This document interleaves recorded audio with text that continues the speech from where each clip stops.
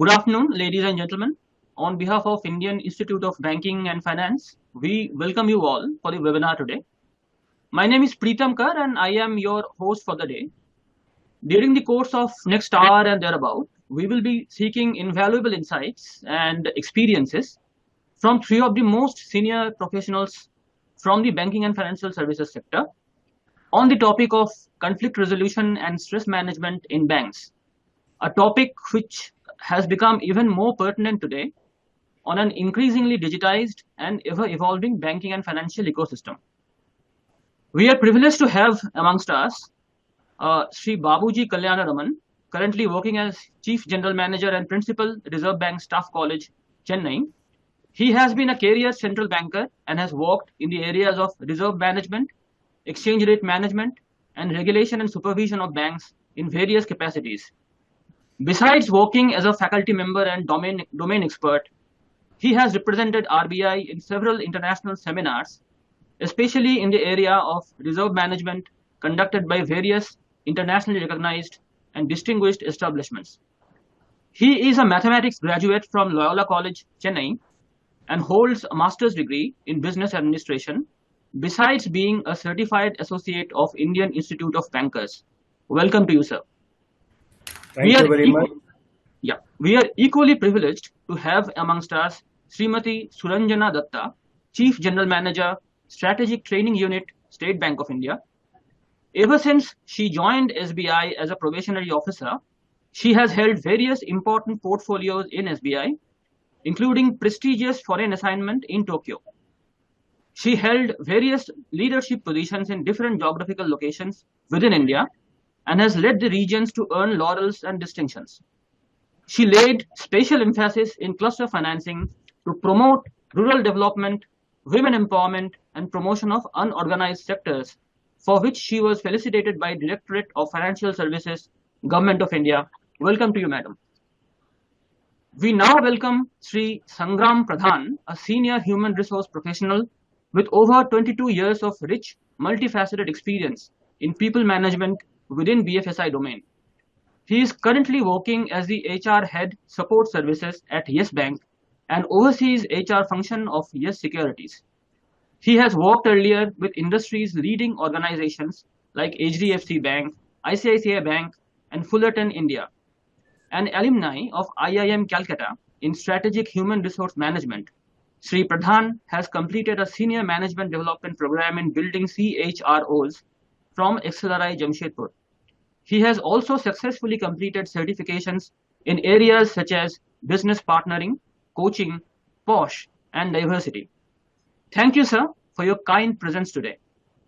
I would now request Shri Vishwaketan Das, Chief Executive Officer, IIBF, to kindly deliver the welcome address. Over to you, sir. Thank you, Preetam. Welcome all the participants to this panel discussion on conflict resolution and stress management in banks. And if we see the changing scenario of the banking industry, the paradigm shift which is happening in the banking industry because of two things, digitization and competition. So the conflict and stress has become inherent to the banking.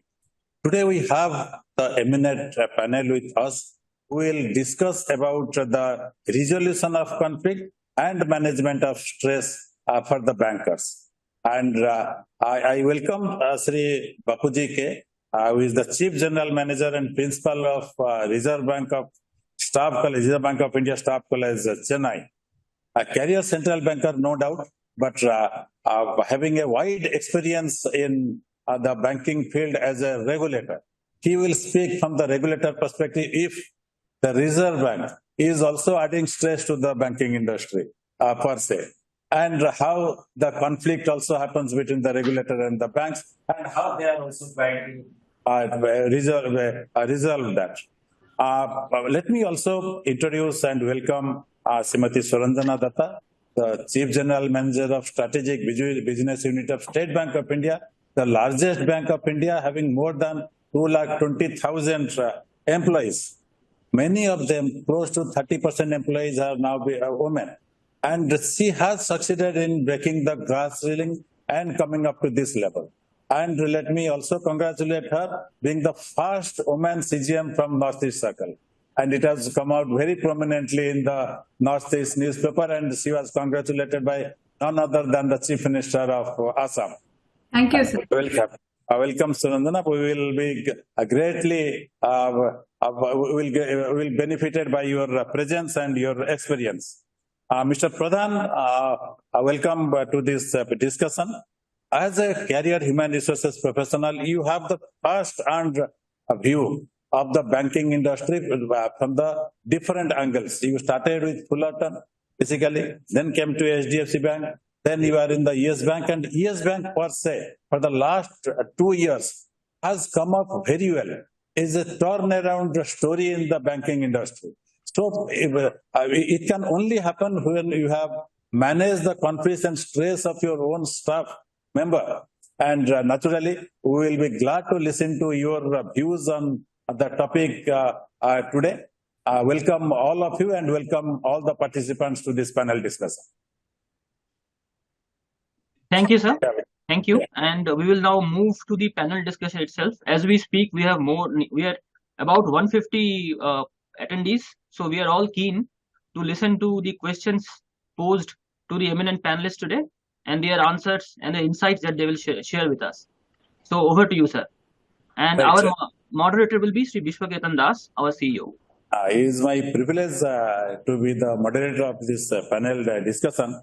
When we talk of conflict and conflict resolution, right? So if you work with others, sooner or later you will almost inevitably face the conflict. In the banking industry, when there are multiple stakeholders, you will have the conflict. The relationship conflict with your peers, with your superiors, with your juniors, with the customers also. And trust-related conflict. When you are pitted against your team, your team is pitted against the other teams, and banks as a whole is pitted against other banks. So how do we, whether the conflict itself is bad or conflict can be constructive. So how it affects the organizational goal. Constructive conflicts, the outcomes of constructive conflict can be a stronger relationship, can be creative solutions, can create also better atmosphere. How do we manage the conflict well so that the resolution results in a better environment in the banking industry? And when there is a conflict, always there is a stress. It's not necessary that you will be only having conflicts and which will result in stress. Stress is perhaps automatic physical and mental and emotional response to any challenge, any changing event. So almost everyone will encounter some level of stress regularly. So it is crucial to discover healthy strategies to manage the stress and minimize its effects of anything. Because stress per se, if you see, when it is used positively, stress can lead to growth, action, and change. But negative, long-term stress can lessen the quality of the life of the banks, and it will also affect the performance of the bankers. So let me start with Shri Babuji K. In the workplace environment of a bank, conflicts can either be interpersonal or interdepartmental, between management, between staff, right? So this is even more pertinent in an increasingly digitized ecosystem where online methods of working are gaining prominence and face-to-face communication are becoming limited. Right? So the resolution part in this scenario, how important is it for the commercial banks or any organization to that effect to resolve the conflicts and maintain a better workplace? Over to you, Mr. Babuji. First of all, I thank the organizers to have given me an opportunity to be a panelist, and welcome one and all. If I were to sum up the theme of the panel discussion, it is all about people risk management and self-management in managing the stress within you. First, a disclaimer, my views are my own views. As usual, it is not RBI views. And I request all of you to bear this in mind. If I were to come out with some defining words of the present state of organization, and more particularly banking industry, there are several words starting with the letter C. there are many of us, we are all chasing something or the other. So that start with C. The most relevant ones for customers are customer. For youth, it is identified by choice and comfort. Commercial bankers are driven by compliance, control, competition, and compensation. And all of us are driven by change management, computers, concepts, communications, and other things. Coincidentally, which is again a C word, we are going to concentrate on yet another word, conflicts, which is also a C word. The defining solution for both can be summed up in 2 lines. For conflict resolution, the proposed solution is if it is beneficial for the institution and the individual, and that's at large, that is necessary. As far as stress management is concerned, the solution is all in our minds. So this sums up both the solutions. To begin with, it is a very pertinent question, as conflicts in any place which is increasing in dimensions, and more specifically in banking environment, is becoming a very big challenge. I think it is necessary to add one more conflict, which is an inner conflict within us, and which is the foundation of outer conflict and managing conflict resolution process. There are several phases happening in almost all the external areas of functioning. The need to develop a healthy congenial workplace environment is of late more challenging because technology has taken control of our processes, leaving the results to us. It's rather very difficult or impossible to strategize and solve problems that are not in our complete control, but we choose to respond it in our own way. Added to this impossible task of predicting the future is the need to be nimble, to be aware the moment some kind of a conflict starts coming up. They say there is no fire without a smoke, or embers will be preceding the fire. Through bank mergers and inorganic growth which are happening now, the evolution of specialized banks for different customers, the way the conflict happens is very different. The most crucial aspect is to tackle cultural fit in merger of banks, as each bank has their own organizational culture and it is unique. Despite the fact that digital approach and other online transactions have increased tremendously, all of us will agree that the footprints or footfalls in bank branches have increased only. All the above underscores the need to cultivate positivity enabling environment to satisfy the customer. First of all, in the workplace, the conflict resolution need to take place first by defining the problem of the conflict. If you don't understand the problem, you can't fix it. Put it in simple form, it is in the banking parlance, it is basically asset liability mismatch. It just manifests in the form of differences of opinions, perceptions, fight for very little amount of resources, and more importantly, they usually attach the word interest to the word conflict, which becomes conflict of interest. The typical example in this context is reporting structures in commercial banks, such as inspection department reporting directly. Then in my own domain, treasury, the front office and the back office are kept separately, and the middle office, which is basically a risk management unit, is reporting separately. And some of us also are aware of the problem that happened in 1990s in the treasury area when Mr. Nick Leeson, who's instrumental in putting in place a middle office by having charge of both front office as well as back office operations, and defrauded everything, and the Barings banks, which was more than 120 years old, crumbled like a pack of cards. The present world of gadgets to which we have become enslaved, we fail to understand as to the why part of the problem. We spend more time not communicating, or rather talking, and there is a nuanced difference between talking and communicating. The manual system which we were having earlier in the banking were robust and good, and any experienced person would be in a position to just simply find out the problem in no second. But nowadays we are working with the black box, and we don't know what is the logic behind any processes that take place in the black box, except for the software coders who also keep on changing. It's extremely important for any organization to be strong, productive, which depends upon the employees who are loyal, feeling inclusive with a sense of belongingness. They should love the job, happy to work in the organization, feel proud about them, and it is the culture which is necessary to be nourished and which is like a DNA of any organization. Delivering passionately with happiness is more important and not for the sake of doing in a perfunctory way. It's a requirement of leaders like all of us to differentiate by motivating and promoting with encouraging words. And the best way to handle, just to have a contrarian view, sometimes conflicts are necessary in my view. In fact, induced conflicts will spark fire and lot of exchange of ideas, and sometimes new ideas are born when conflicts occur because everybody will be brainstorming the solutions.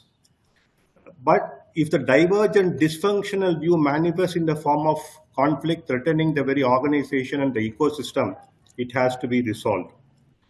The negative effects of the conflicts are very obvious. And we fight for resources.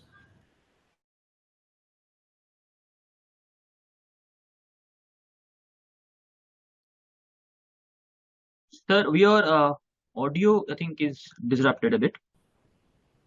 Come again? Yes, sir. Now it is audible. Okay. There is a need to resolve and maintain congenial productive ambience and atmosphere. If it is intransigent, we should have a pluralistic view, and acceptance is very important of the state of what it is. However, in my view, the emerging problem is how we have to handle the new set of people who have joined the bank, who are dictating everything. There are no fire without embers, and the first step is to validate the assumptions that are thrown to us before a conflict arises. We have to sometimes use the head and sometimes use the heart. Some conflicts sometimes may have to be done nothing because it will have its own course of solution. And to sum it up, we need to have a balanced approach, and sometimes even confronting approach rather than conciliatory approach is necessary, especially if the conflict is very bad and has negative connotations. We should, the best way is first to listen to the problem, and once you have the kind of openness in the mind to listen to both the people's views, that itself will be giving some kind of a comfort. A logically attached approach towards writing notes or projects or any kind of document, combined with emotionally detached state will go a long way in reducing conflict. Sometimes you may have to give limited access to people. Sometimes you might have to give good access to people to come and just talk to you. They should have a feel of comfort and give genuine impression to discuss the problem while skimming discontent and resentment. Now, this position is, we are starting with the hypothesis that conflict is there and it has to be resolved. Yes, has to be resolved, but sometimes, to sum up, my view is that conflict sometimes gives new ideas also. That's my view about the necessity to have a good ambient for the employees and the factors that affect the conflicting scenario. Thank you. Thank you, Mr. Apuji. Very interesting points, 2 points you brought out basically regarding the Nick lesson episode and the felling of the bearing bank way back in 1991. That incident not only brought stress to the individual person or the bank per se, it brought stress to the entire system across the globe. That is the power which the stress can bring. A particular event can bring to the banking industry. And the other part is particularly when we are having these mergers here in public sector banks, what you rightly said, that the HR fit of the banks has to be taken into account when we are seeing the mergers acquisition if you want to be successful. And recently, 2 incidents which has now marked the difference is 2 of these fintechs FinPay and recently the Slice, they have acquired the banks. They have become the banks. And Slice has recently taken over a small finance bank in Northeast. So here how the cultural fit happens, rightly you have pointed out, and how they will manage their conflict there between a fintech and the bank. And in this digitization, when nobody talk to each other, everything happens digitally in the banking. There is no face-to interaction. Naturally, you have a problem of conflict resolution. Naturally, thank you. And coming back to Suranjana, just one thing. Do you think the general notion is that the conflict in the workplace should be avoided at any cost? But can conflict be important as well for the team building exercise? Because after norming, there is storming. Storming is basically resolution of the conflict and how you manage the different viewpoints in the conflicting viewpoints. So especially when you have a diverse workforce, various banks, merger of 6 subsidiaries now, associate banks now. How is that the organizational strategy of the bank has adapted to manage the conflict? Over to you, Suranjana. Yes. Generally, the conflict, when we talk of conflict, there is a negative perception about the conflict, about the term conflict.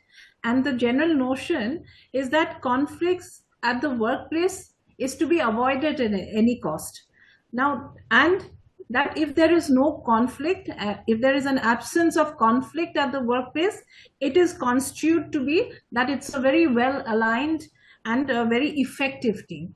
But this is not true. And it is this state, that is a state of there being no conflict, is actually an artificial harmony, and where the system in which the different perspectives are either suppressed or glossed over, and yes men fill the organization. So in an organization, if it is so, our life become very routine, very boring and repetitive if there is no conflict. Openly debating differences to get to solutions is much more effective. Disagreements are an inevitable, normal, and healthy part of relating to other people. There is no such thing as a conflict-free environment. Disagreements, when managed well, have lots of positive outcomes, such as a better work product, opportunities to learn and grow, better relationships, and a more inclusive work environment. This is called, as Shri Babuji had already said, a functional conflict.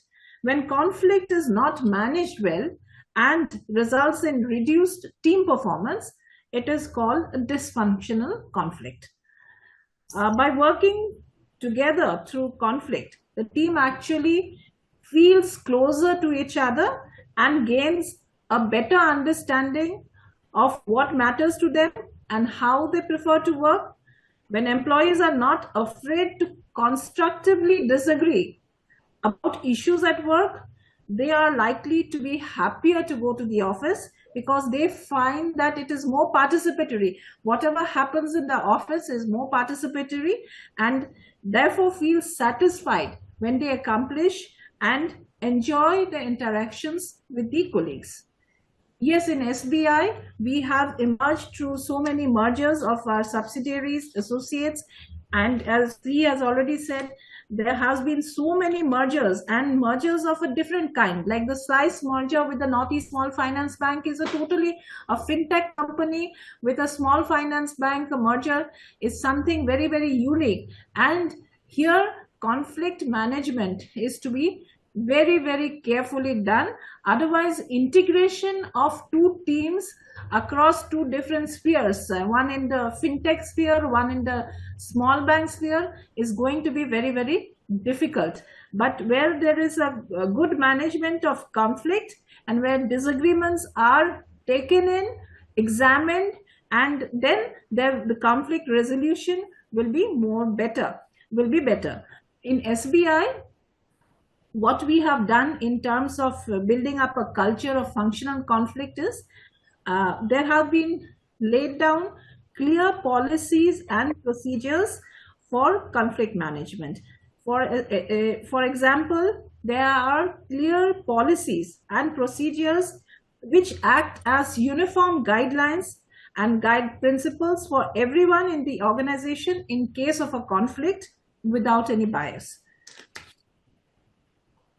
We have a very well established mission, vision, and value statements. So along with them, the annual chairman's policy guidelines give a uniform goal to each of the employees, which helps in reducing friction arising out of different personal goals. Then there are different channels of the conflict resolution. We in SBI have a very transparent and fair means of way of resolving conflicts.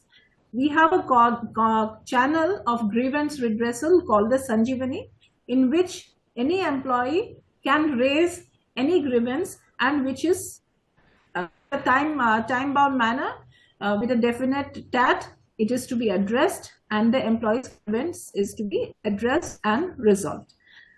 Then there is an expansion of resources. Lack of resources is the root cause of conflict in many organizations, like inadequate manpower or inadequate infrastructure. So this is also being dealt with in SBI. Then there is a clear communication with a 360-degree feedback. We foster a culture of communication. People are willing to hear a different perspective and to share it. We just conducted an anonymized mass survey program called the Abhyudaya to hear what our employees have to say. It got an overwhelming response and 98% of our employees participated in it. The bank has received huge data points for further analysis to keep our employees happy and healthy. And this is a wonderful way of employee engagement to resolve any conflicts which may arise at the workplace. Then we have a focus on team building, and we ensure that people follow the maxim, disagree and commit. Once the team has decided, even if a few team members have different views, they must commit to the decision. Then there is authoritative command. The well-established hierarchical system and command of authority in our organization works like a well-oiled machinery for the ultimate resolution of any conflict. And last of all, the use of the training system, our robust training system to develop conflict management skills in our employees is also used.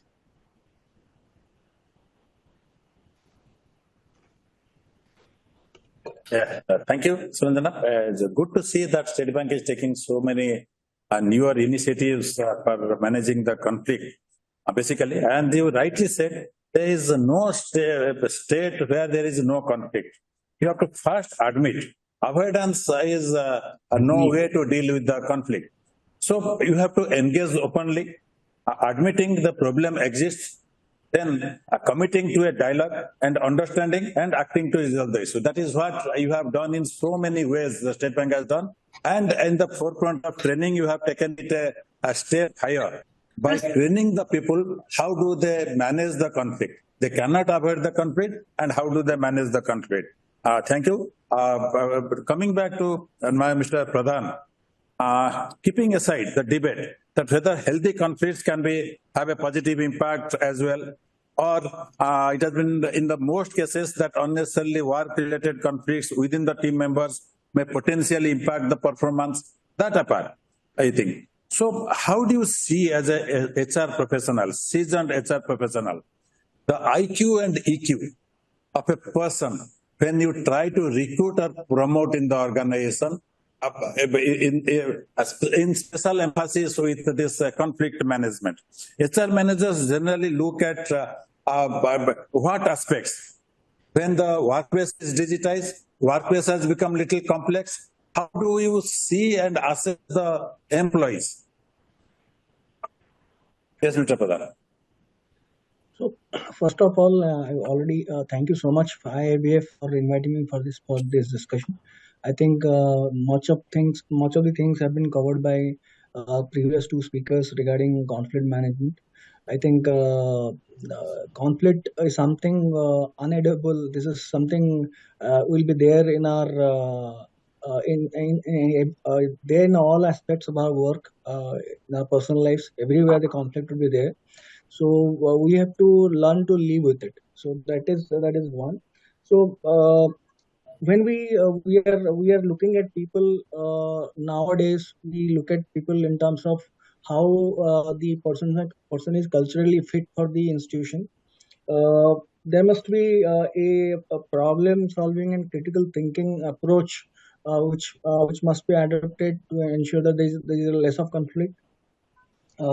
Adaptability, flexibility, that's the biggest challenge with millennials coming into the scenario and joining the institutions. So because they have a completely different mindset than what we have we used to have, or we have at my age, or say people senior to me. Because while you would expect a lot of people, at our age to find a resolution, find a solution to a problem, and a lot of people in current age, they will find it better to see something different outside, because opportunities are immense. So nobody is willing to compromise. So these kind of if you see in the millennials, there are different traits altogether. So you can't have the same traditional HR applying on them while recruiting them or placing them in position. Sometimes they feel that for them, I don't think trust, loyalty, something is in primary item to look at. They look at the life differently. So I don't think we should be expecting that. We should create an environment which is going to be empathetic. We have always been there has been the approach of sympathetic approach. So there is something wrong happens, we generally be sympathetic. Now I don't think we should have that approach. We should have an empathetic approach. Empathetic approach means that every point in time when you engage with your team, you hire someone, you see how much the person is going to be empathetic and will be engaged with the institution. That is, I think, some of the pertinent point we should keep in our mind. Very well said. Actually, now slowly the emphasis is shifting from the employees to the organization. How the organization will give the employees the experience that he will continue to be in the organization. The loyalty, the earlier what we used to have to the organization is no more there. It is basically transaction based and experience based. Coming back to Suranjana here, now we are recruiting lot many people who we call it either Gen X, Gen Y or Gen Z employees. So they are more focused on this work-life balance. The stress has become all pervasive now because of this type of shift in the attitude itself in everyday's life. So more particularly to the bankers, during Corona, if you see, all the bankers have to go to the bank and work and they managed wonderfully well. So with the rapid changes in the sector and joining of the new employees, how do you see what will be the best possible strategy for an organization to promote positive stress and discourage negative stress? As I said earlier, the positive stress is good for creating the work-related benefits. So, but I would request you to tell it in specific emphasis for the women employees in the banks. Yes, Suranjana, over to you. Yes.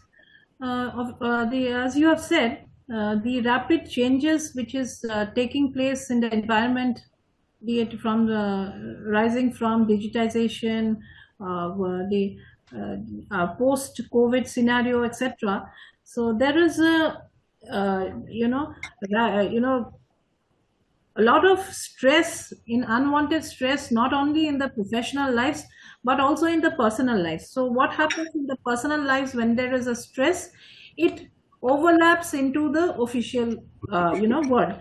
So in fact, though a little positive stress is increases efficiency and productivity, which is called eustress, but beyond a certain point, if this stress, it becomes what is called distress, and affects both the professional and the personal lives. So a way to handle, there are different ways to handle stress. Many of the wellness coaches and the gurus, the spiritual leaders, they have emphasized on many things, and some of which I just will say are effective strategies which can be easily adopted. So as we say that to encourage a healthy lifestyle, one needs to eat well, exercise, and sleep well. So this is the basic, and from which in order to deal with the multitasking and numerous tasks that a working professional has to deal with, and with the advent of nuclear families, a young mother and a young father has to do many a task, or parents of growing children also have to do many tasks, multitask in fact. So make a to-do list. A to-do list is to be made. Prioritize which are the tasks which are important, which are urgent, and accordingly plan the schedule for the day or for the month or for the year. Then the norm is now long work hours, especially in the banking sector. Long work hours is the norm. So it is very, very important to take regular breaks during the work, be it a small walk to the maybe to the tea vending machine, or to the coffee vending machine, or just have a chit chat with your colleagues, which will revive and rejuvenate your minds and allow you to work for further period of time. Then of course, practicing relaxation techniques such as yoga, deep breathing, meditation, whichever suits whom, can be done. Then there should be, as an individual, we have to set boundaries and limit the work-related communication outside of work hours. With the advent of the WhatsApp, we find that the communication, official communication, goes into late night. So there should be a boundary set for receiving such communication, work-related communication outside of certain time limits. Then there should be a good social network and social support system should be developed amongst family, friends, and also colleagues. Then one should have the ability to talk about the stress points, so that when talking and discussing with friends, relatives, or colleagues, it somehow reduces the effect of the stress, and it becomes easier to seek help to deal with this stress. Then there are many guest speakers in the organizations, or there are many videos which run by the spiritual or wellness gurus for mental wellness programs. If you listen to them, if you hear them in first-person account, that will also help. Then focus on a positive culture and share it with the co-workers. Also, the work environment should be always comfortable, organized, and a safe working environment, which will also help in reducing stress. The organizations can also take many steps to help employees reduce the stress, like humanize the workplace with empathy, which every leader in the workspace, to hold programs, training programs for the leaders, so that the leaders make the team leaders make the workplace a more empathetic one, which will humanize the workplace. Then talk about the stressor and its effects openly. Like in SBI, we have an online counseling system. When anybody feels too much stress, he can, by appointment, seek out the counselor online, and speak with a counselor who is professionally trained, and that also helps in easing the stress. And if any more professional help is required, that is also given. We provide the tools, platforms, and software that alleviate simple mundane tasks, identify signs of high stress levels, open meetings by sharing good news. This is very important, because when a meeting, a very serious meeting, is opened with some good news, it gives a certain kind of positivity which empowers the employees to perform to their best of their abilities. Encourage activities outside of work. Encourage colleagues to take personal time out. Like we have the provision of LTC, HTC, home travel, and for this leave travel concessions, which enables the employee to take time out with his family to go and see the different parts of the country, which also acts as a stress buster. Then educate employees on types of stress and how to manage stress with the help of the training system. Our training system in SBI, with its 51, we have the 51 training centers across the country, as well as the Apex training centers. We have 6 of them. We invariably include a session on stress management for each of our training programs, be it a training on compliance or any other functional area, but there is a special stress management session which is always included in all the training programs.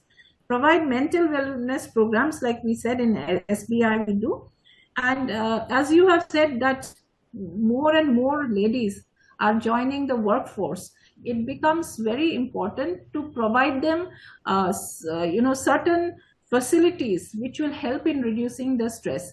Like many organizations in SBI as well, we have been mulling over the idea of providing creche services for young mothers, because we find that the number of women employees is more at the younger levels. So providing them creche facilities, arranging tie-ups with schools and colleges to ensure admission of wards, that also reduces. Because I remember in my own case, when I got transferred to Mumbai long back, so many years back, when my children were in school, what had happened is the stress on getting them into a school is so much for any parent, and that too for a working mother, it is all the more.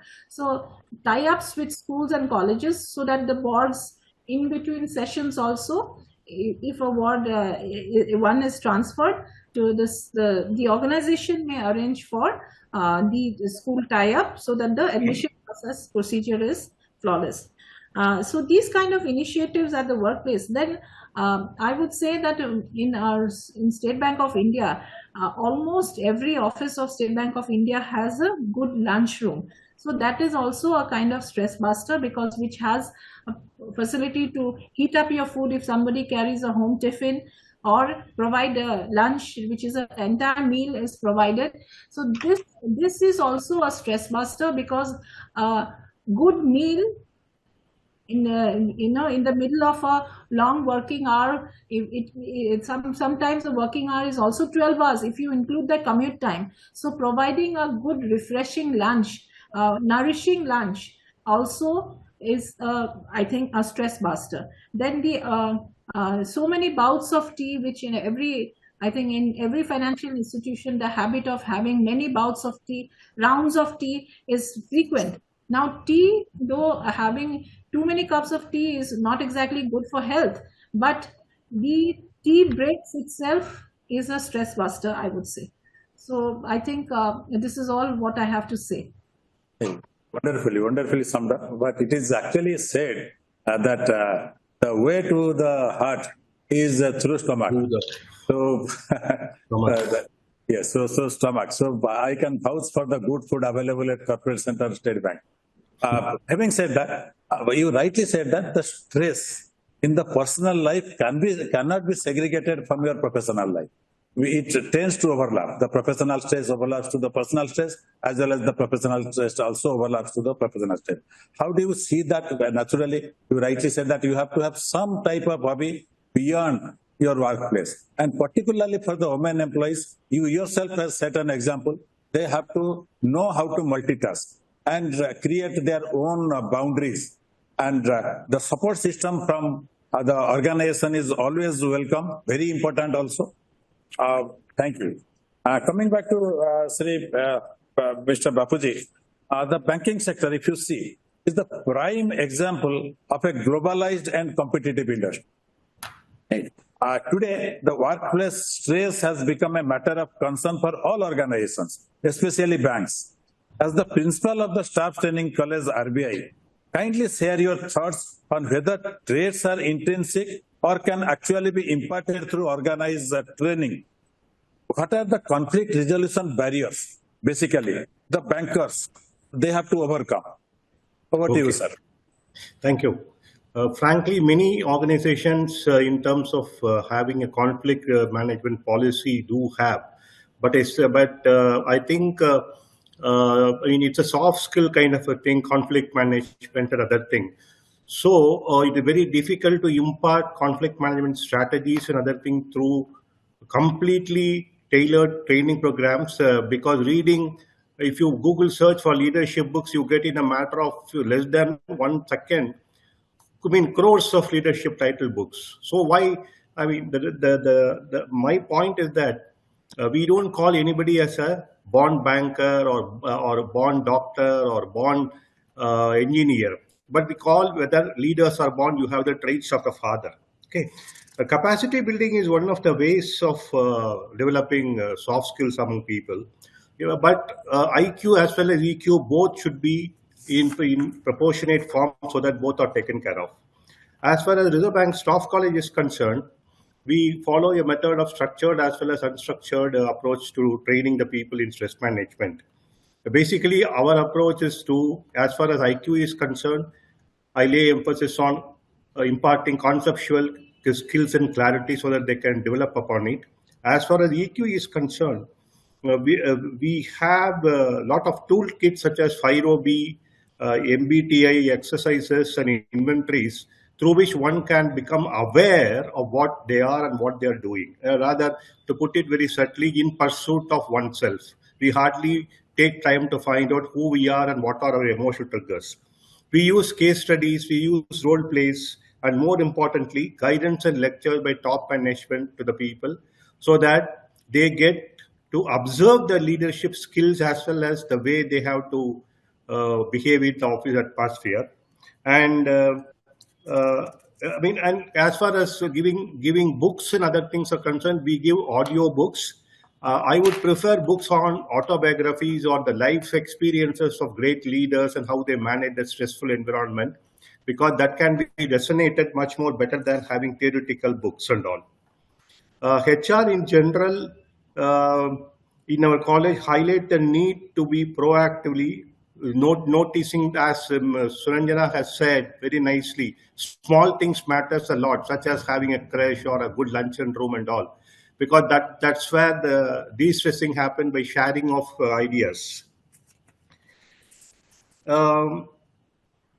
Okay, now, insofar as allowing employees to openly voice their opinion, we do allow them to speak as much as they can and get their views. And we also follow the same inclusive approach when we draw our policies for the banking sector, because we have much more complex things to handle. We need, our actions or each and every word or each and every actions are scrutinized and managed, and the banks and other people react on it. So we have much more complex problems to face. Just to tell a much more higher level problem which we face is there is something known as impossible trinity in the financial economics, which suggests that you cannot have an open capital account, you cannot have an independent monetary policy, and you cannot have a fixed exchange rate all in one place. So these kind of higher level conflicts also we have to manage. And training is imparted at a very seriously impact at a level. But what we found is the post-training impact assessment is a challenge, because we cannot directly attribute what are the things that actually benefited them and what has been their productivity level. Higher productivity level has led to, in terms of understanding or pointing out, because of the training they could, do very well. But soft skills, in my opinion, is the most important, and I completely agree with Suranjana's view about imparting training and other things in the training establishments. Thank you. Thank you, sir. There is actually a age-old debate whether leaders are born or leaders are made. But as rightly said by you, the traits can be acquired through the organized training process, and you had that is what you mentioned. And the development of the EQ is more important, because IQ stops at certain level, and when you come to the organization, your EQ will take you further. Thank you. Mr. Pradhan, this new US banking, like the banks with US Bank or the new US banking industry, it often recognizes the achievement of the budget, what we call in the quantitative terms. It has put a lot of stress on the employees, and the employees' burnout are often reported. And it is acknowledged also across the industry. According to you, what is the best organizational strategy to adopt and avoid unwelcome and negative work-related stress?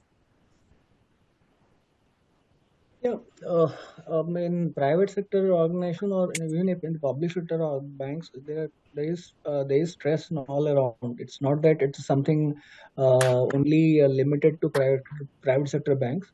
But I think the way you manage stress, I think we were hearing Madam Dutta saying about where to draw line. I think it's very important. I've always been a firm believer that you will have to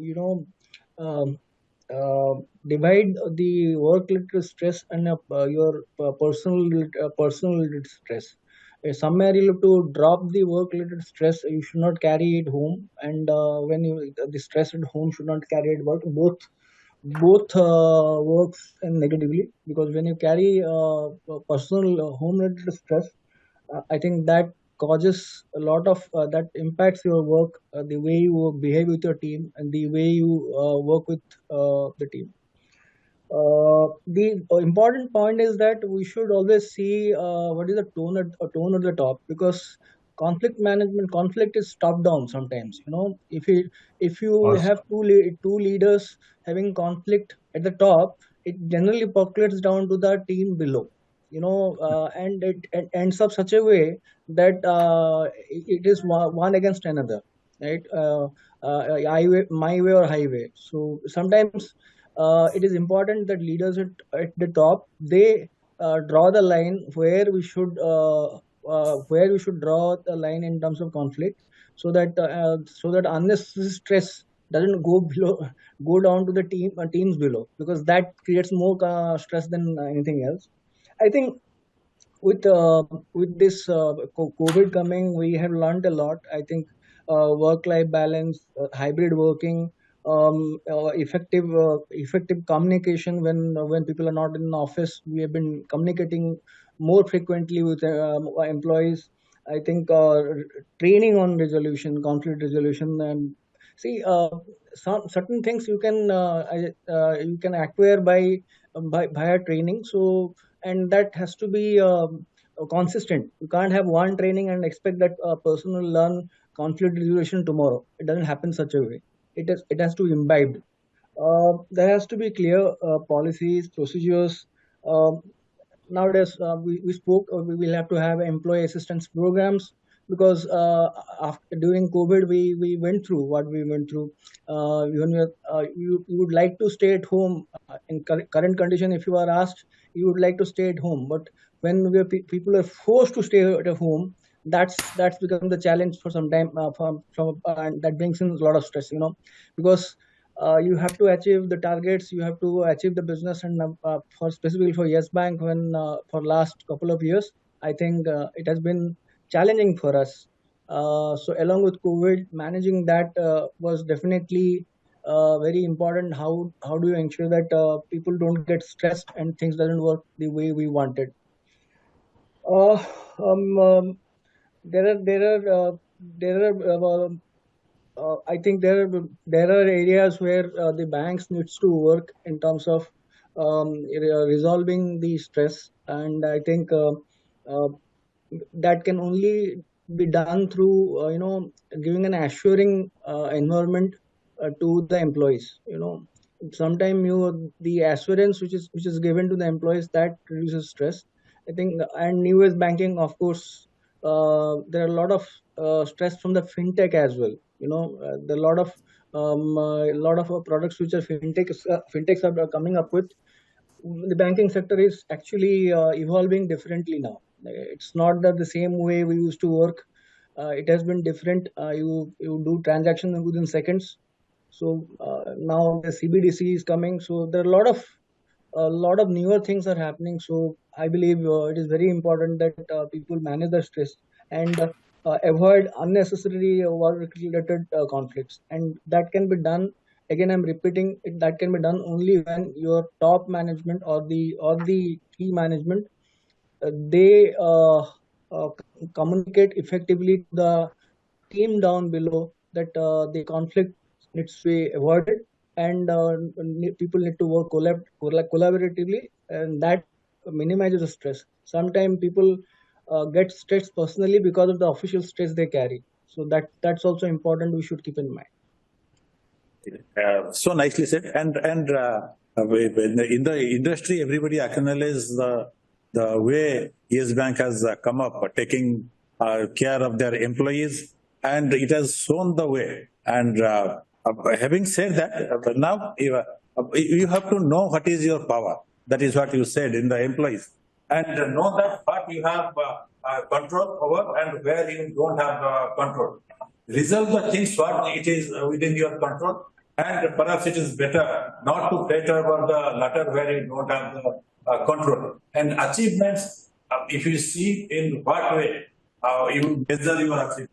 If you measure your achievements in terms of promotion, measure your achievements in terms of money, or measure your achievements in terms of satisfaction in life. That is what is more important for that. Coming back to Shri Babuji, organizations today are actually operating in a very difficult environment, which we generally called it volatile, uncertain, complex, and ambiguous trait. And a new term has also come, bunny, brittle, anxious, non-linear, and incomprehensible. Under these environments, right, there is always a rising problem of stress, whether it is induced or whether it is acquired. How should the organization manage such situations effectively? Okay, thank you. See, in my opinion, again using banks parlance, stress happens if there is a mismatch between your expectations and realities. See, as human being, we do have expectations, but the expectation should be realistic, so that what you thought after you have done something may not happen at all. The main issue again is acceptance of isness of things and trying not to ruminate or control things, as you said very rightly, which are not in your hands. In an official setup, one may write a fabulous project or a credit appraisal form and put it up to seniors with a lot of good ideas, but the seniors may not appreciate it and you feel very bad. But this is where the earlier thing, what I told about the attached to detachment concept works. And as Mr. Pradhan has rightly said, we should concentrate more on the process rather than on the goal, because normally career development is kind of connected with the ladder. So the ladder steps are more important rather than the goal to reach the ladder, because if the moment you look at the ladder which is in inclined form, you fall off. But what you can do is you can have a fantastic process-oriented approach by strengthening the process. And Suranjana mentioned about the work scheduling and all. And most important reason for a stress management is that the prioritization of work doesn't happen the way we wanted to prioritize work. In fact, there is a beautiful Eisenhower matrix concept, which all of us may actually know. kind of putting in 4 boxes in terms of urgency and importance. One should have, so just like having a physical diet, in my opinion, we should have an emotional diet in the morning.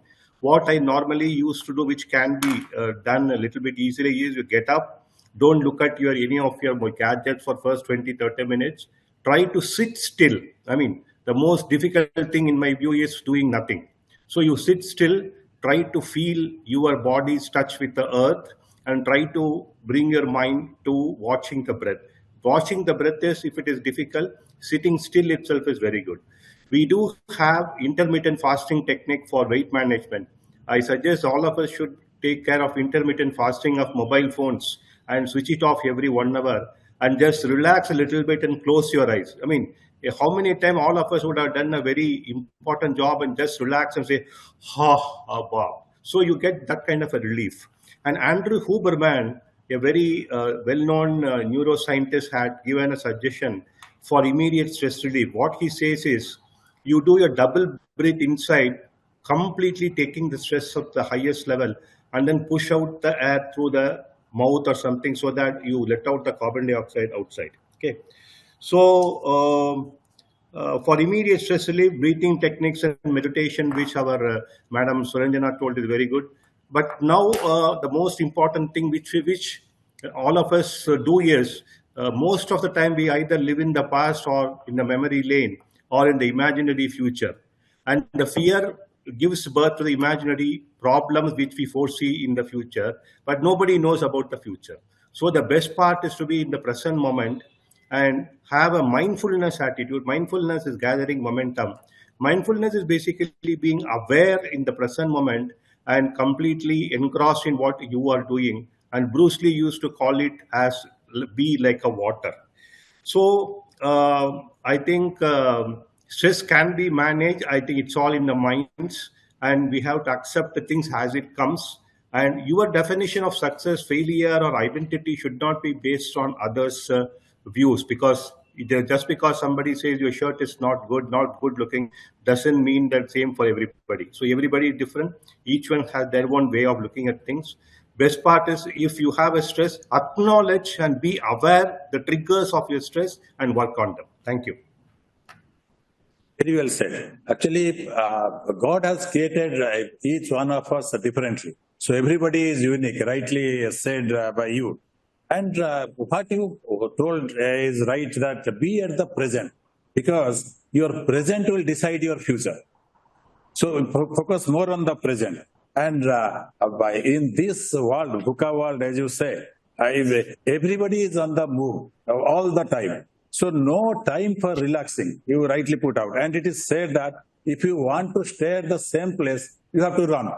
So everybody is running, so no time to relax. So maybe people have to find some time for relaxing here. Coming back to Mr. Pradhan, with the advent of this modern technology and innovation in banking sector, both in the case of products, in case of processes, in case of marketing, do you think the reskilling and upskilling will keep the employees relevant and the stress will be little less?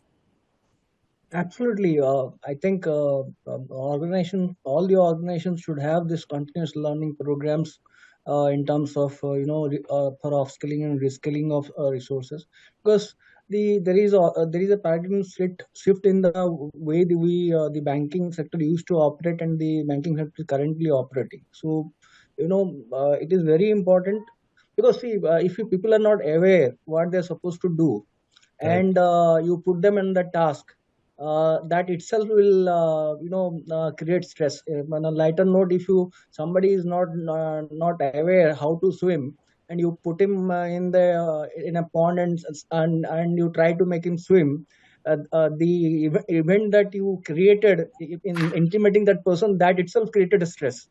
Forget about that. If you throw him to the in the water and then try that person is able to swim, it doesn't happen that way. So definitely it is a pertinent requirement that every employee needs to be going through a continuous learning program, either initiated by the institution or by the employee themselves, because nowadays I think there are too many educational programs are available digitally or in physical form, and at a affordable price. I think people should invest a part of their earning in upskilling and reskilling. That is very required for nowadays. The way things are moving in different direction. These are all newer concepts which are coming, and so they need to invest. I don't think otherwise they'll become obsolete one day. And once they become obsolete, then there is no point to blame anyone that I got a pink slip and I got stressed now. What to do about it? It is up to us how much we invest on our learning process, because learning is a process. If anybody feels that learning is like we go to learning class center and one day we spend in learning center, how many of them are interested to listen, I don't know. But learning is a process. Till such time you as a learner, you are not interested to increase your learning about this and learning on a particular product or particular service or particular any particular area. Nobody can help you out. No training institution can help you out. That's there. And I believe in the modern days, it is further important that they should learn. And I'll tell you, the situation will come when you learn, unlearn, and learn, unlearn again. Because it cannot show that you have done an MBA to 22 years ago, and that is still relevant now. No, you have to keep upskilling yourself again. Maybe in 5 years time, you have to again upskill yourself. You can't. This is not a static process. This is a continuous learning process. So that statement we should remember. With that, that's all from my end. I think continuous learning is something we should remember. Very wonderfully put, and it is a message to all the bankers who have participated in this webinar. And as you rightly said, the learning is a continuous process. You cannot stop. There is a famous saying: the day you stop learning, you are old. Yes. And now there is a talk also how many jobs the banking industry will lose to AI and ChatGPT. So that itself puts stress on the bankers, whether my job is safe or not. Last question to Ms. Dutta here. A robust career development system in banking or any organization may fulfill the aspirations of the employees and may help management in confidence stress. Right. What is your opinion on this? Sorry. Definitely a robust career development system in a bank can fulfill the aspirations of the employees, and which will also help the management in managing the conflict and the resultant stress in the workplace. In SBI, we have adopted a system of career development system called the CDS to evaluate the employee performance. This has brought in great transparency, inclusiveness, accountability, and effectiveness into the management of employee performance. It has reduced subjectivity and has brought in much desired objectivity into the employee assessment system. Moreover, we have a system of mid-year feedback system. Previously, Mr. Pradhan had spoken on the need of communication, in better communication from the top in managing stress. So this employee feedback system, which gives a feedback on the performance of the employee in the intervening period, helps in allowing the employee to know how he has performed, because sometimes there is a difference in the idea that the employee forms that he has performed well, and it is not up to the expectation of his controller. So here, when the feedback is given, it enables the employee to understand that what is lacking in his performance, if there is any, it is beyond his, it is not up to the expectation, and how much more is to be done. So this itself, makes the entire system very effective. The career development programs are the most effective when they are integrated with the organization's ongoing training and development strategies. For being able to do this, any organization must have a very carefully designed career development system, specially designed to meet its own unique needs and requirements. An automated and well-designed career management system not only benefits the organization, but also helps the employees and the managers or the supervisors in establishing effective communication with each other. All the parties gain different benefits, and by combining them, they can set an organization culture that supports such types of activities in any organization. It is a win-win for both the employee as well as the organization. It leads to increased job satisfaction and motivation as employees see a clear path to advancements. And when the employees see that their organization is invested in their growth and development, they are more likely to stay with the company. And this will reduce the rate of attrition, which is, I think, happening across the industry, banking industry. It helps in reducing the stress level, as feeling stuck in one's career can be a significant source of stress. It fosters better communication, as I have said, between the employee and the manager, as well as at all levels of the organization. A robust career development system includes training and skill building opportunities. This can help the employees acquire the new skills, as has been discussed, about reskilling and upskilling, and stay relevant in a rapidly changing banking industry. This can also reduce conflicts related to promotions and job assignments by providing clear guidelines for career progression and advancements. When employees understand the criteria for advancement or promotion, they are less likely to feel that the decisions are biased or the decisions are arbitrary. So this is what I have to say about the career development system. Yes, very wonderfully put actually. Any career development system should have three distinct parameters. One is it should be transparent, it should be objective, and it should be durable. So, and career development system should be used as a performance development system in any organization like the bank, what you rightly put, which will help the employees to grow in the organization in a transparent way.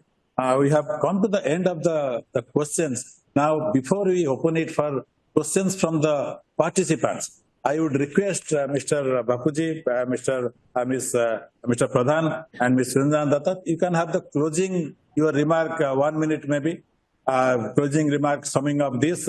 We'll start with Mr. Babuji, RV. Yeah, I mean, I stated it in the first time itself.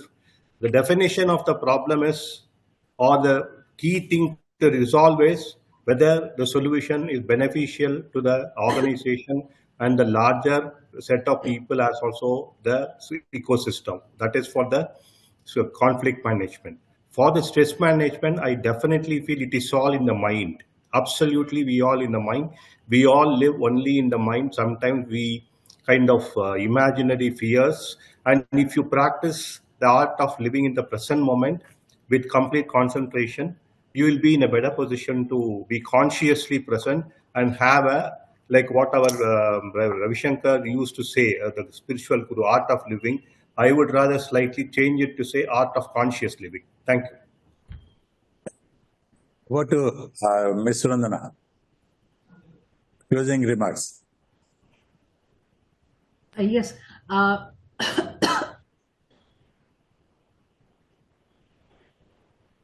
Yeah, you can have your closing remarks 1 minute. Yes, maybe. yes. No, I was having a throat problem. Mr. Kumar has already said, he has very nicely summed it up. What I would say is that conflict is a necessary part of the present day situation, and conflict which will result in a functional conflict is definitely necessary for any organization. And regarding stress is a outcome of the modern way of living, the modern system of the good digitalization which has happened post-COVID scenario. Everything has added on to the stress in the human lives, both within the organization and outside the organization.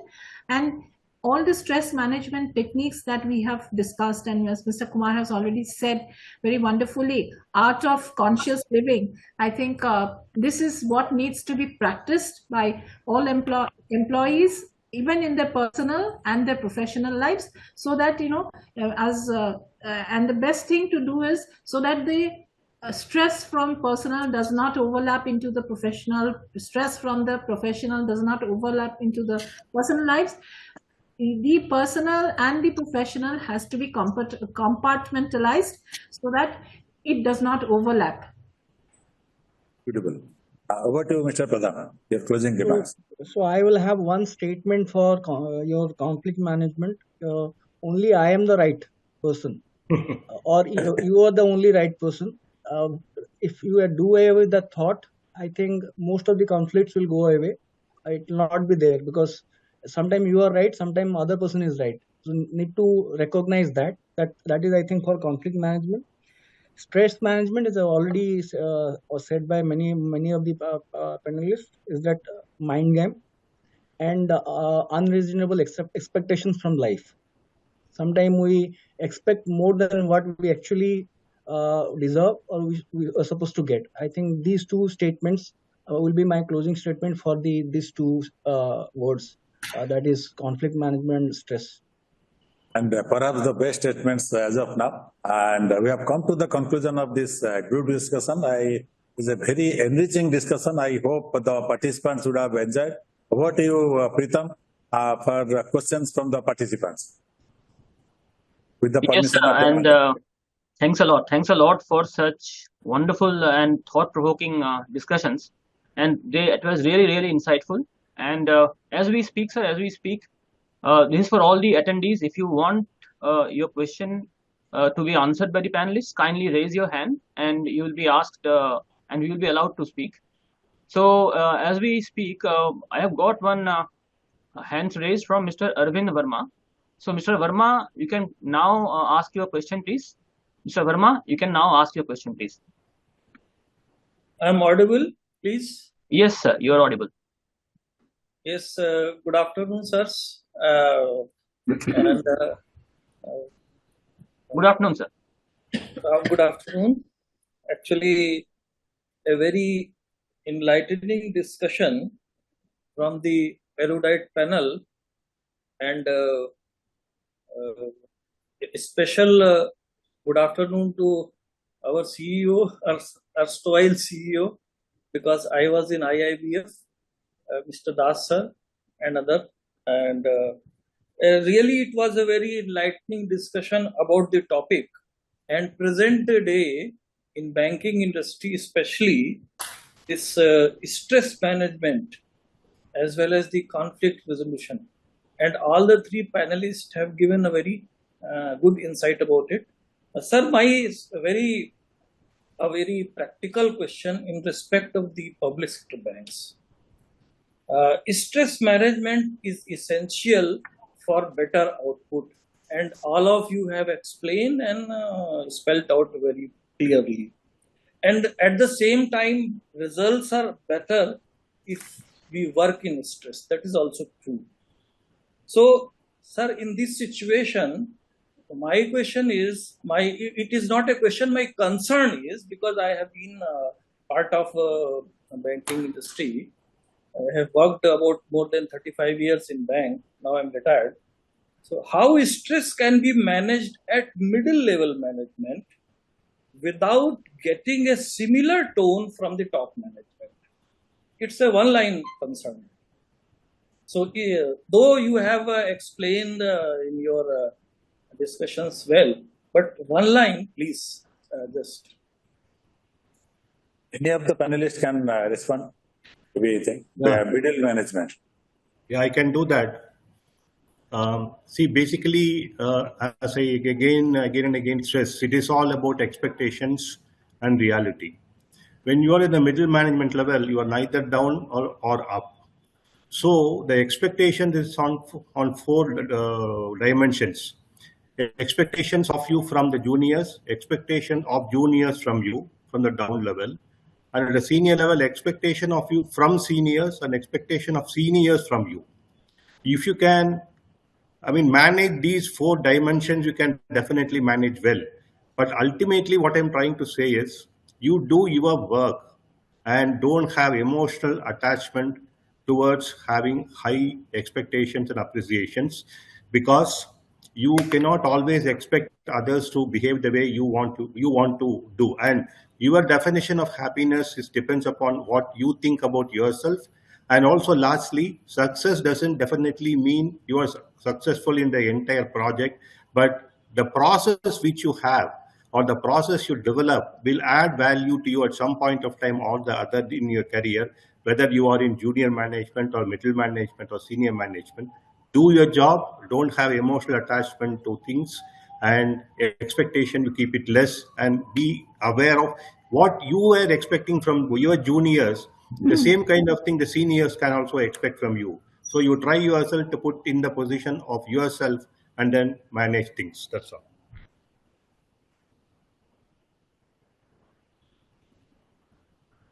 Okay, sir.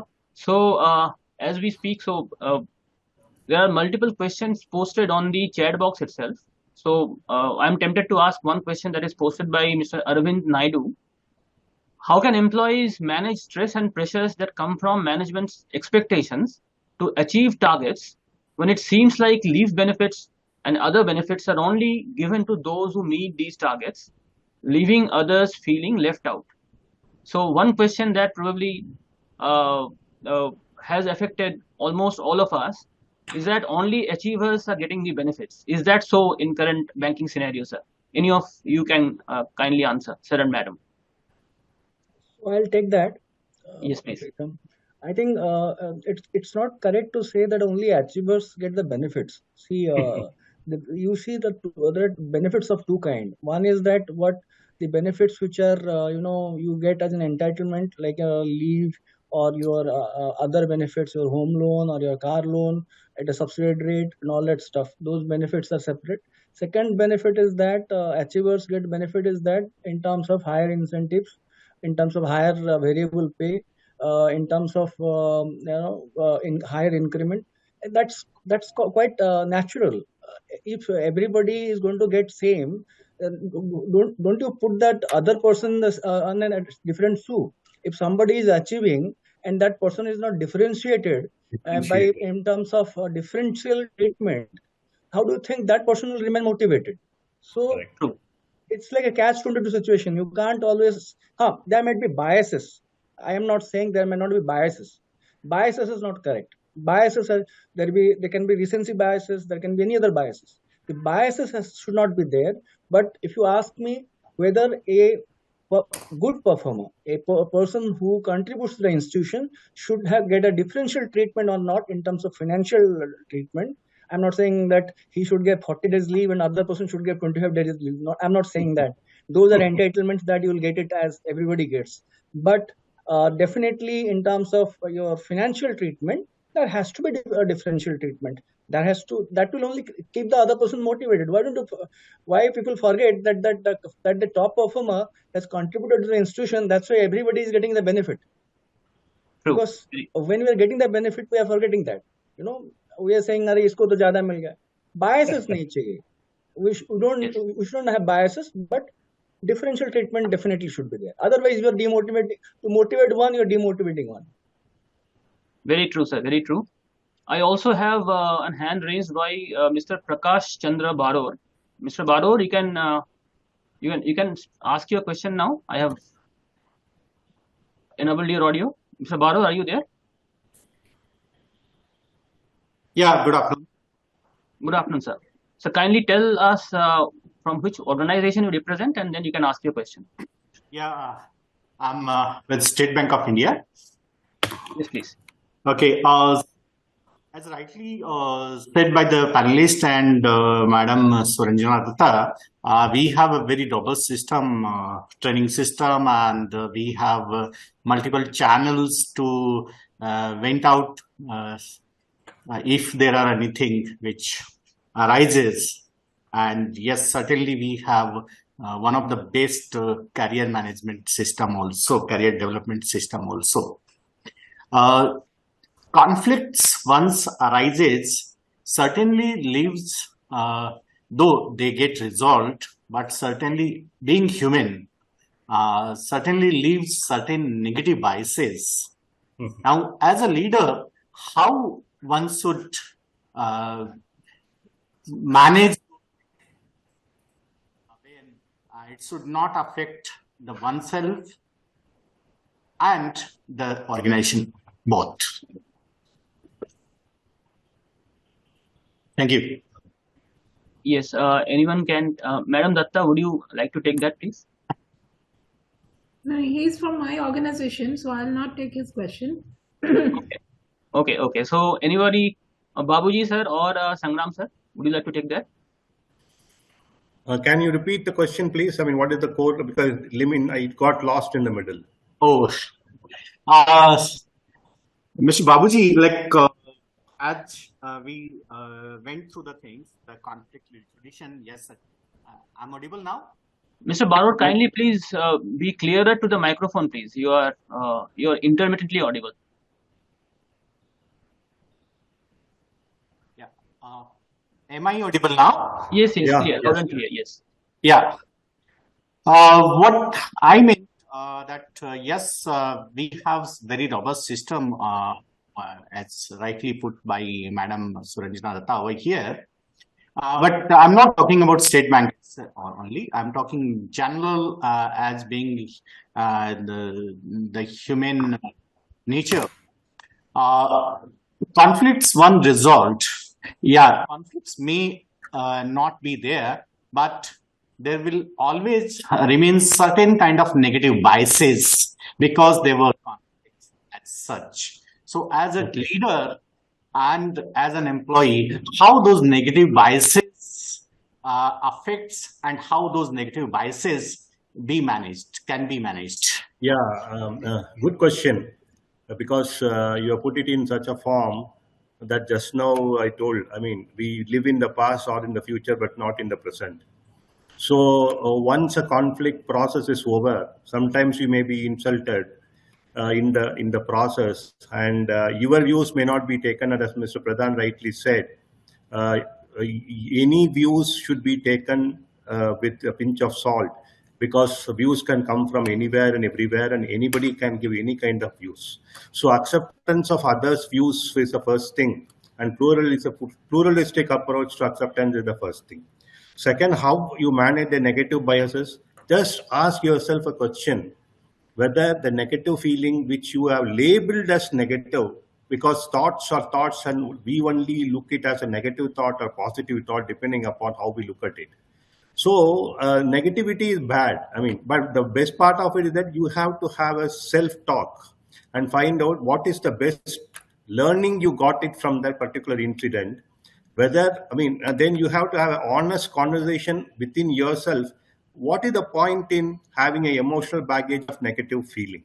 You cannot change the past, but you can definitely be in the present moment and learn from the past. Yes, first of all, you must take responsibility that your view may be wrong, others' view may be different. That I'm not telling you should not use the word wrong. The other's view is not wrong. The other's view is different. That's all. And all of us should have intellectual humility to accept that, just like Pradhan said, I am only right. No, you are right, but not you are only right.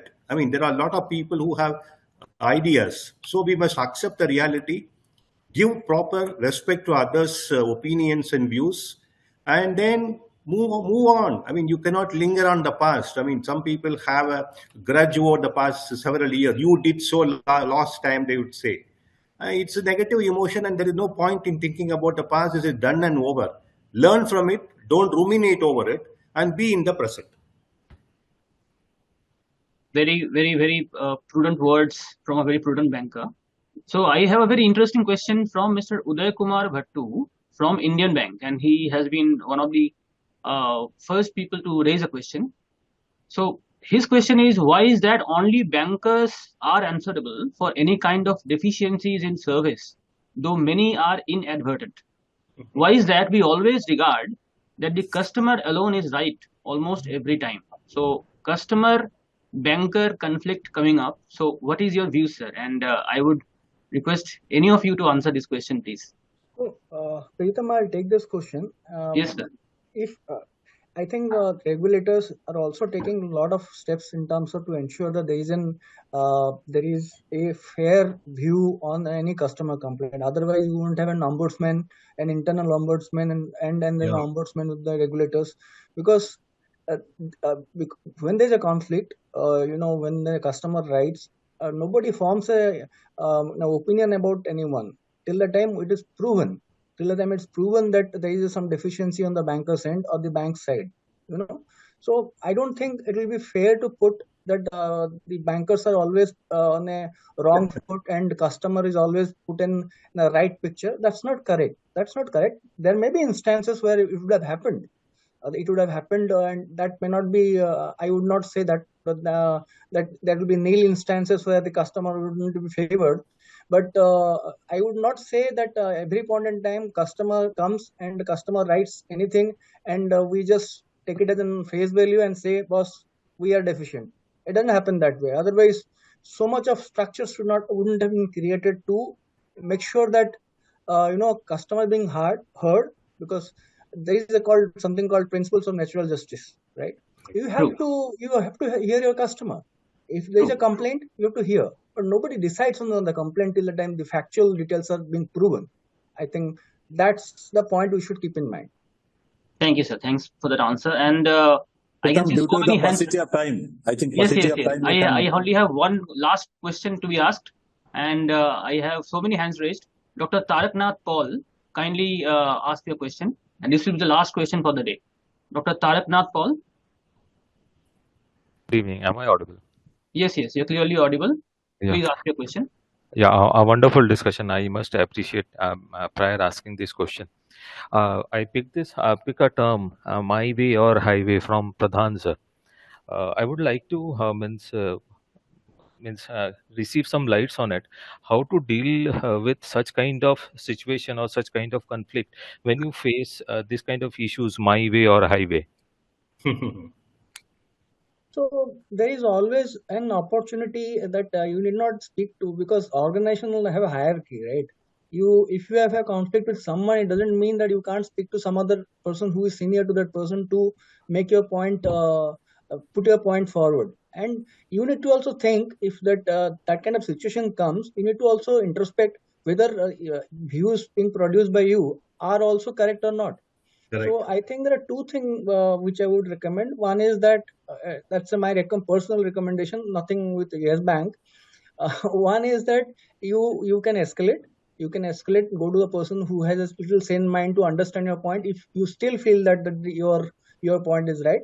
Second is that you must introspect yourself whether you are putting up right things for the conversation or not. I think these two, if you do, most of the problem will get resolved. Sometimes when you do an escalation, that goes a negative way, but you need to find out actually a person who understands and who who respects your views.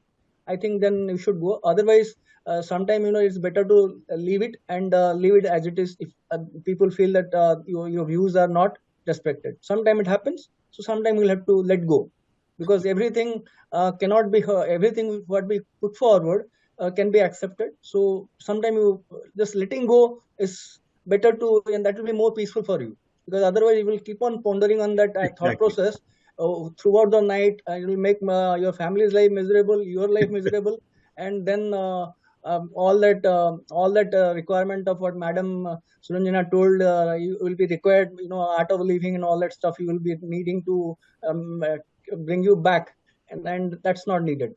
That's needed, but avoidable. That's only needed when you are actually super stressed. Shall I finish it off with thing? Yes, See, please. Yes, please. You should have the courage of conviction. Like, once you are convinced about your own view or answers, as Pradhan told indirectly, see, your happiness is dictated not by others' views. It is your view which matter. And to choose between my view and highway or my way, you say your way, you go your way. That's all. Absolutely. Thank you, sir. Thank you for such prudent words. And yes, respect for your own views, respect for others' views, be open to others' views are the norm of the game. Thank you, sir. Thank you for such an engaging discussion. I would now request Dr. S. Muralidharan, Director Academics, to sum up the discussions and deliver the vote of thanks. Yeah, good afternoon to all, to the esteemed panelists, as well as to the erudite participants. I think it's unanimous that today's webinar was indeed very enlightening. In fact, Mr. Babuji from RBI started the conversation by saying many important words start with C: chasing, customer, choice, compensation, change management, conflict. Yes, I agree. And then he also said that basically stress is in the minds of your individual. And Ms. Suranjana Dutta said about the important steps taken by State Bank of India, and rightly said that there should be boundaries. Without boundaries, it's difficult to manage conflict and stress. I agree, we agree on that. And then another important point which she made, which really will be a stress buster, particularly for working women, is to have tie-up with colleges and schools. Because as any working mother will experience, getting her child admitted to a good school, consequent upon transfer, is one of the prime requirements before one can really devote himself or herself to the work assigned to him or her. That's crucial. And humorously also she said that a good meal also is a stress buster. In between tea breaks and all those things, yes, I agree. We all absolutely fine with that. And Mr. Pradhan secondly summed up by saying that conflict can be best managed if you adopt an empathetic approach.